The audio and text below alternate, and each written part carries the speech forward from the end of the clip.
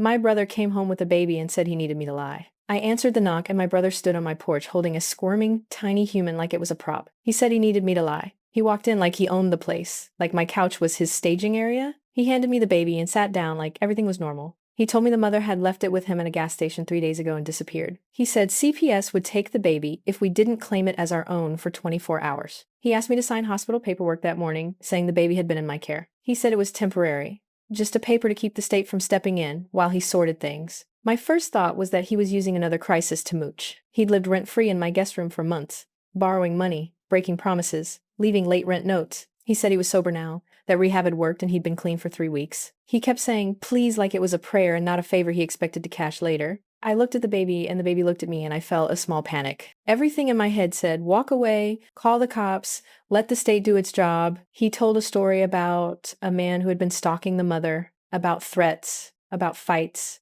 in parking lots. He said the last thing he wanted was for that man to find the baby in a shelter. He showed me texts on his phone from a woman who used the baby's nickname and a photo with a hospital bracelet. He said the woman had no ID and no way to care for the child. I read the texts and wanted to believe him because he was my brother. Believing him felt like loyalty and I had spent my life excusing him. He laid out a plan. Sign the forms, bring the baby to my address, pretend it's a relative drop-off, let him use my driver's license as ID. He promised he'd file for guardianship properly in 3 days. He promised he'd stop crashing on couches and he'd get an actual job. I signed the forms because my hands shook and saying no felt like an accusation I couldn't sustain. The nurse didn't look at me twice when I wrote my name on the line and handed over my ID. For the first 48 hours, it felt like a secret between us. We fed the baby, changed diapers, and he paced and talked to himself like a man waiting for a verdict. On the 3rd day, a woman called my phone and demanded to know where her child was. He answered the phone and hung it up before I could even hear a word. We heard the knock at the door an hour later and it was the woman from the call. She was sharp and frantic and she wanted her baby. She pointed at him and said he kidnapped her child. He said she was delusional and left him at a gas station.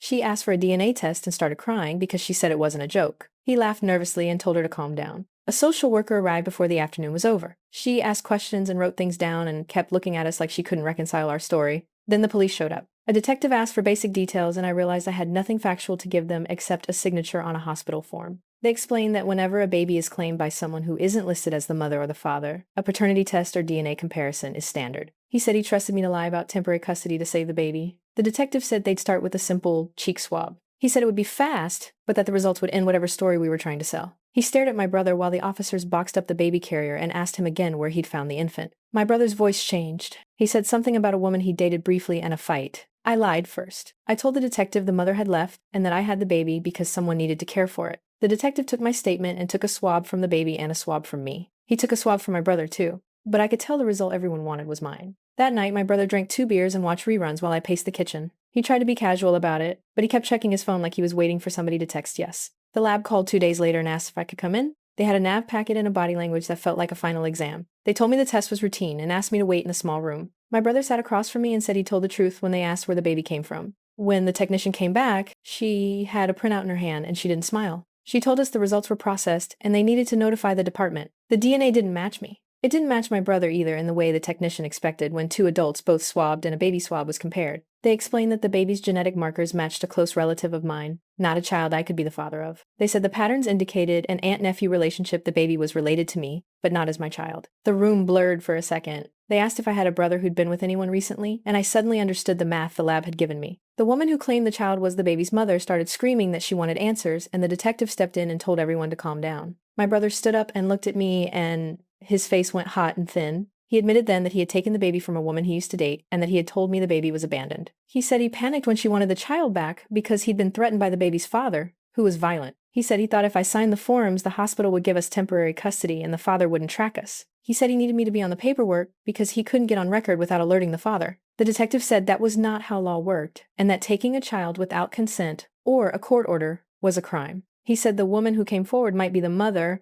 or she might be an imposter, and they needed to test further. They did more swabs, asked for blood samples, and ran the numbers that made everything raw and public. They called in a child protection investigator who explained that because the baby was related to me as a nephew, the most likely scenario was that the mother was my sister. My stomach dropped. I had not seen my sister in years, not since she cut contact after a fight and moved out of state. They asked for her name, and my brother swore she had left town and that he had found the baby at a gas station. The investigator put me on a speakerphone while they called her, and my hands started to shake. When my sister answered the phone, the whole room went quiet. Her voice was small at first, and then she started crying and said she'd been trying to get back to her child for days. She was 8 months clean, she said, and she had been in a treatment program 2 states over and hadn't told anyone she was pregnant because she was scared of being judged. She said she had handed the baby to my brother after a bad panic episode because she needed help getting home to the clinic. She said he promised to care for the baby until she got settled, and then he vanished. She said my brother had lied about the gas station and kept the baby himself. The detective read back texts from my brother where he begged for cash and said he'd handle things.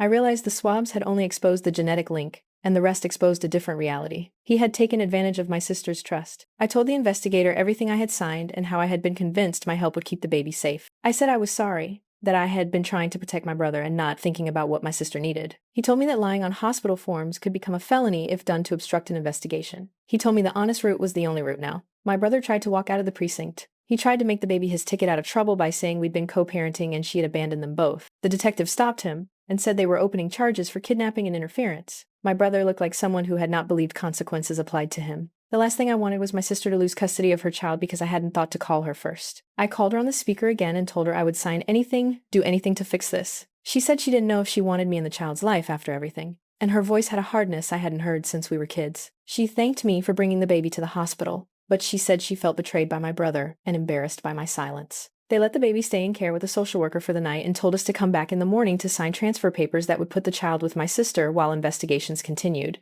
My brother was led into a holding room and told my brother he was under investigation. I went home and packed a bag, because after that day I didn't feel like my apartment was mine anymore. I took the baby's little blanket and threw it in the bag, sent a message to my sister asking where she wanted it. She replied that she wanted the blanket and she wanted distance from my brother, and that she would call when she was ready to talk. I wiped my face, and for maybe the first time in years I did not think about rescuing him. The next weeks were a blur of court dates, phone calls, and a social worker telling me what I had to do to not be charged with aiding an abduction. I cooperated fully. I turned over texts, emails, and the hospital paperwork I had signed. My brother's phone records showed calls to numbers connected to a man with a record for threats. He was arrested on charges related to holding the baby without consent and for fraud for the false statements at the hospital. My sister moved back into town under a court plan, and the baby stayed with her while a judge sorted custody. She looked tired, but she was sober, and the baby was feeding, and I felt a weird relief. My parents called and asked why I had gone to the police. I told them the truth, and they argued, and then asked me to forgive, and then asked me to forget. I changed the locks and blocked his number and deleted my brother's contact. I told my sister I would help however she needed. No conditions. I still didn't know what kind of brother I'd been enabling for years. What I knew was concrete. The baby was safe, my sister was sober and fighting,